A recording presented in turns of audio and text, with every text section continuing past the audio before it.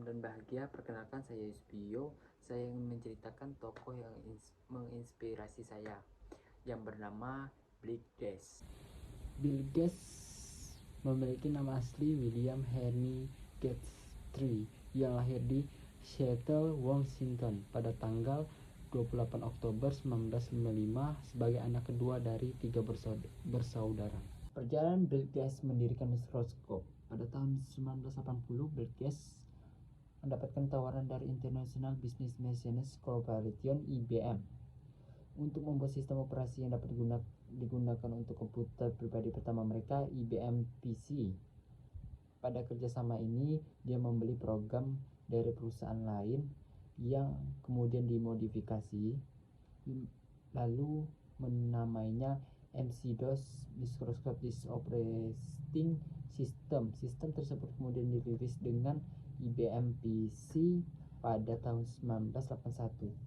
Hal ini membuat sebagian besar dari perusahaan produsen komputer melisensikan MC-DOS ke sistem operasi mereka dan menghasilkan pendapatan besar bagi mikroskop. Penjualan ini hingga tahun 1980 dengan total 100 juta salinan program dan mengalahkan program saingan mereka yaitu CP/M yang tergantikan pada awal tahun 1980-an. Posisi mikroskop sendiri juga semakin kuat dengan menghadirkan sistem operasi Windows yang dirilis pada tahun 1990. Bahkan di tahun 1993 penjualan Windows 3.0 terjual sebanyak 1 juta kopi per bulannya, hingga hampir 90% sistem operasi PC di dunia menggunakan Windows dari mikroskop ini. Menurut Forbes, Bill Gates merupakan orang terkaya keempat dengan nilai kekayaan sebesar 124 miliar US dollar atau setara dengan 1.793 triliun rupiah. Ia juga mendominasikan saham Microsoft senilai 35,8 miliar US dollar ke yayasan sendiri, Bill dan Melinda Gates Foundation. Selain itu, Bill Gates memiliki beberapa saham dari perusahaan lainnya seperti Carter's, Inspirmat, Gates Ventures, dan lainnya. Ada beberapa nilai yang bisa jurangan jadikan acuan untuk mengembangkan bisnis. Pertama, kecepatan. Dalam bisnis yang paling utama adalah siapa cepat, ia yang akan menjadi terdepan. Itulah mengapa Gates menjalankan prinsip kecepatan di dalam perusahaannya dengan mengembangkan tim yang solid. Kedua, berpikir jangka panjang. Meski Gates memiliki dropout dari universitasnya, tetapi dirinya bukanlah orang yang putus kuliah tanpa rencana. Ia memikirkan matang-matang rencananya ke depan untuk segera membangun bisnis karena melihat peluang dari apa yang ia kerjakan sebelumnya. Karena teknologi semakin berkembang dan akan lebih banyak orang yang memakai komputer. Yang ketiga, inovasi dan kreatif.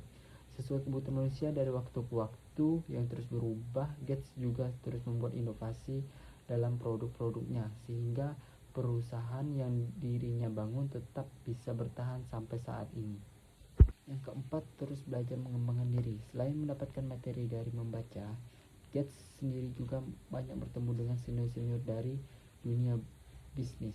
Dari sini dirinya juga belajar banyak mengenai langkah apa saja yang harus dilakukan dalam mengembangkan bisnisnya. Semakin banyak membaca dan berinteraksi dengan orang lain membuat Gates semakin kritis dalam proses mengembangkan perusahaan. Kelima, cermat membaca peluang. Seperti yang sudah dijelaskan sebelumnya bahwa Gates putus kuliah bukan tanpa alasan.